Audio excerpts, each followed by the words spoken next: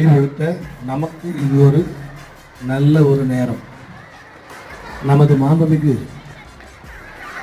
திரு முதலமைச்சர் அவர்கள் நம் நாட்டின் நலன் கருதி, நம் வருங்கால சந்ததிகளின் நலன் கருதி போதைப் பொருட்கள் இல்லாத தமிழ்நாடு விழிப்புணர்வு பிரச்சாரம் செய்ய வேண்டும் என்று தமிழ்நாடு முழுவதும் உள்ள கல்வி நிறுவனங்கள் அனைத்திலும் இன்று வீடியோ மூலமாகவும் ப்ரோக்ராம் செய்யப்பட்டது.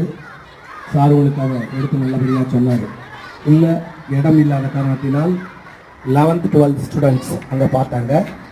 இப்போ நீங்கள் எல்லோரும் சேர்ந்து ஒருங்கிணைந்து இங்கே குழுமி இருக்கீங்க. உங்களுக்கு நான் என்னன்னு சொல்லிட்டு எனக்கு தெரிஞ்ச ஒரு சில அறிவுரைகளை சொல்கிறேன். புரியுதுங்களா?